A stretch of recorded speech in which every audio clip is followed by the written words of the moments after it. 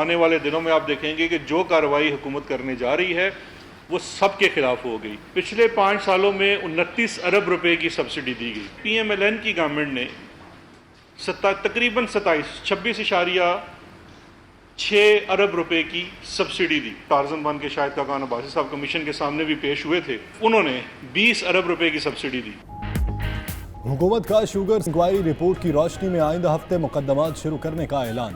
शहजाद अकबर कहते हैं 1 साल में 300 अरब रुपए अवाम की जेबों से निकाले गए। 5 साल में 29 अरब और नून लीग के दौर में 26.5 अरब की सब्सिडी दी गई। 20 अरब की सब्सिडी देने वाले शाहिद खाकान कमीशन में टार्जन बनकर पेश हुए। सिंध हुकूमत ने 4.1 अरब की सब्सिडी दी। शहबाज शरीफ के खिलाफ TT केस भी फाइनल होने वाला।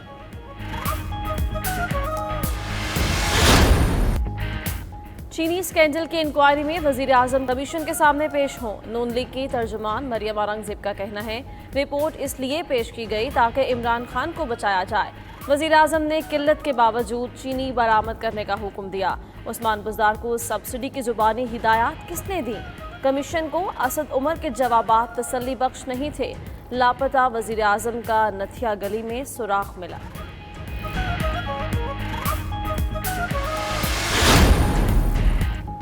लापता तो वो हैं जो दवा लेने लंदन गए थे। लापता तो इसहाक डार, हुसैन और हसन नवाज हैं। वज़ीर आज़म के मुआविन खुसूसी शहबाज गिल का कहना है कि औरंगज़ेब बताएं कौन सी सीढ़ी चढ़ कर आई हैं। वज़ीर इत्तलात पंजाब फयाजुल हसन चौहान बोले इमरान खान पर तनकीद आसमान पर थूकने के मुतरादिफ है।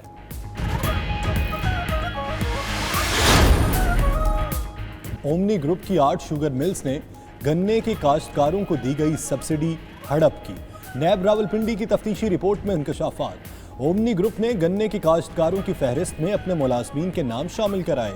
ओमनी ग्रुप के मुलाजमीन को गन्ने के काश्तकार जाहिर करके 45 अकाउंट्स खोले गए।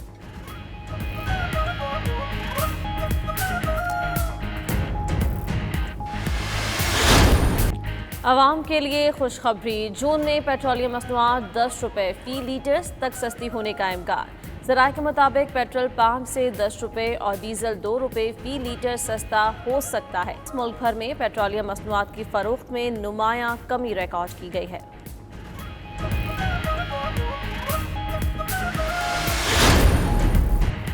लद्दाख पर चीन के हाथों हजीमत के बाद मोदी की पॉलिसी भी नाकाम। भारतीय अवाम हुकूमत पर एतमाद खोने लगे। कहते हैं रहनुमा फैसलों की तादाद नहीं उनके असरात से जाने जाते हैं। लॉकडाउन ही नहीं दीगर अवामिल भी अहम थे जिन्हें मोदी ने नजरअंदाज किया। न्यूयॉर्क टाइम्स की रिपोर्ट ने पोल खोल दिया।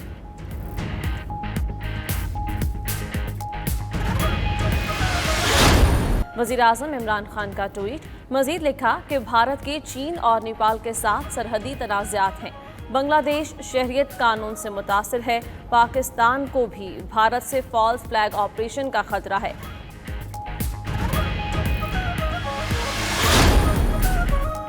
बढ़ के मारने वाले भारत को चीन ने फिर औकात याद दिला दी। सरहदी इलाके लद्दाख में एक बार फिर झड़पें।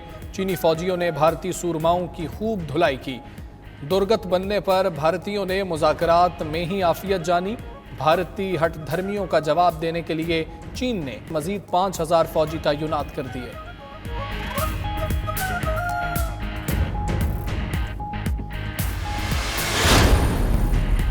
ईद की छुट्टियां खत्म। इजाफी वक्त तक कारोबार की सहूलत भी खत्म। पंजाब और खैबर पख्तूनख्वा में बाजार पीर ता जुमेरात सुबह 9 से शाम 5 बजे तक खोलने के फैसले पर अमल शुरू।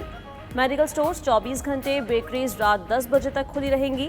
पेशावर में ताजिरों का शाम 5 बजे दुकानें बंद करने से इनकार।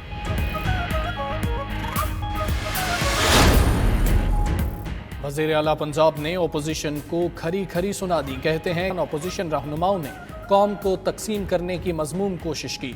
उधर वज़ीर आला ने वज़रा से कारकर्दगी रिपोर्ट तलब कर ली।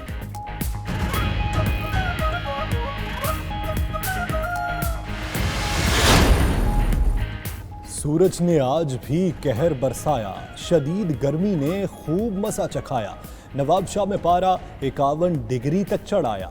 जैकबाबाद, दादू, लाड़काना में 50, लाहौर में 45 डिग्री रिकॉर्ड।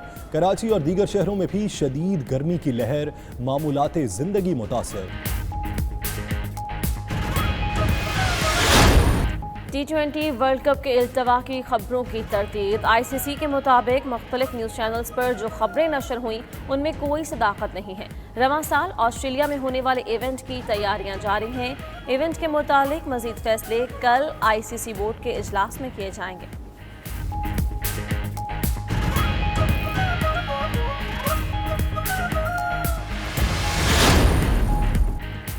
और करेंसी नोट का दौर होने लगा पुराना। क्रेडिट कार्ड और ऑनलाइन शॉपिंग का आया ज़माना। बरतानिया में लोगों ने करेंसी नोट का इस्तेमाल कम कर दिया। मुल्क में 2026 तक नोट का इस्तेमाल तकरीबन ख़त्म हो जाएगा।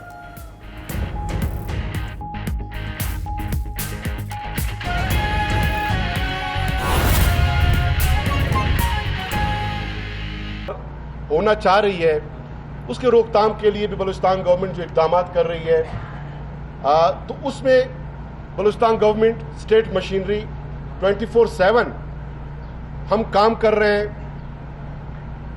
और आवाम को इन चैलेंजेस से निबरत आजमाने और चैलेंजेस से निपटने और इन तमाम जो वबाई कैफियत है इससे बचाने के लिए शब व रोज़ बलूचिस्तान गवर्नमेंट काम कर रही है। वज़ीर आला बलूचिस्तान जाम कमाल साहब एवरी डे 17 से 18 घंटे खुद वो काम कर रहे हैं और तमाम ये जो अरेंजमेंट्स हैं, ऑपरेशंस हैं, एडमिनिस्ट्रेशन है,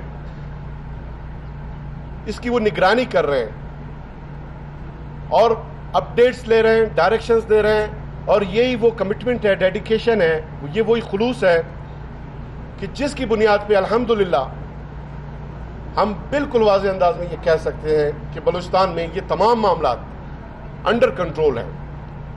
पॉलिसी लेवल पे, एडमिनिस्ट्रेशन लेवल पे, कोऑपरेटिव लेवल पे, हर एक सतह पे। और कोरोना के तदारुक के लिए हम बलूचिस्तान के आवाम से अपील भी करते रहे, गुजारिशात भी करते रहे और गवर्नमेंट अपनी जिम्मेदारियां भी पूरी करती रही है। पॉलिसी भी बनाते रहे, लॉकडाउन भी किया, कुछ सेक्टर्स बाद में रिलैक्स किए, फिर स्मार्ट लॉकडाउन किया। आवाम के मुश्किलात को मद्देनज़र रखते हुए, ताजिर बरादरी के मामलात को, उनके इश्यूज़ को मद्देनज़र रखते हुए आवाम ने गो के अवाइल में SOPs पे ज़्यादा अमल दरामद नहीं किया। अब कुछ बेहतरी नज़र आई है, लेकिन मज़ीद भी हम आवाम से गुजारिश करते हैं कि जब ये बात अब तय हो चुका कि हमें इसी कोरोना के साथ जीना सीखना होगा, वरना कोरोना हमें जीने नहीं देगा। एक तो लोगों को मुतासिर करेगा कोरोना, हमवात वाक़े होंगे और फिर मईशत को नुकसान होता रहेगा, तो फिर कोरोना हमें जीने नहीं देगा। इसलिए कि अगले साल डेढ़ में कोई मेडिसिन, कोई वैक्सीनेशन अभी तक तो सामने आता हुआ दिखाई नहीं दे रहा। एक्सपर्ट्स ये भी कह रहे हैं कि कोरोना अपनी साख्त म्यूटेट कर रही है, उसको तब्दील कर रही है। मुमकिन है कि किसी वैक्सीन के आने के बाद भी इस पे फौरी तौर पे असर ना हो। और बहुत सारे इस तरह के वायरस हैं, पोलियो भी अभी तक चल रहा है और इस तरह की बीमारियां हैं, लोग उनके साथ जी रहे हैं, ट्यूबरकुलोसिस है। लेकिन यह है कि SOPs का उसको ऑब्जर्व करना, उस पर अमल दरामद ज़रूरी है। SOPs पे अमल दरामद करेंगे तो कोरोना के साथ जीना हम सीख जाएंगे। SOPs पे अमल दरामद नहीं करेंगे तो कोरोना हमें जीने नहीं देगा, ये बात तय है। अब ये SOPs बड़ी सिंपल है कि आपने मास्क का इस्तेमाल करना है, मिनिमम 1 मीटर का आपने सोशल डिस्टेंस रखना है और हाथ धोने हैं। इसके अलावा कोई मुश्किल SOPs तो है नहीं। हमारे जो ब्लड प्रेशर, हाइपरटेंशन के पेशेंट्स हैं, आप देखें वो इसी बीमारी के साथ साथ अपनी ज़िंदगी गुजारते हैं, वो टैबलेट्स लेते हैं, परहेज़ करते हैं और इसी तरह ज़िंदगी गुजारते हैं। हमारे जो सर्विकल के पेशेंट हैं, वो जो है, जो सर्विकल जो नेक ट्रैक्शन है, जो एक इंस्ट्रूमेंट इस्तेमाल होती है सर्वाइकल के पेशेंट्स के लिए, जिसको सर्वाइकल होता है वो गले में वो डाल के हफ्तों उसी के साथ वो जिंदा रहना सीखता है। किसी का हाथ जो है फ्रैक्चर होता है तो जो बैंडेज उस आद पे किया जाता है, हम सब जानते हैं, आद गले में उसको बांधना पड़ता है। उसी कैफियत में लोग हफ्तों उसी आद के साथ, वो उसी दर्द के साथ वो सोते भी हैं, जिंदगी भी गुजारते हैं।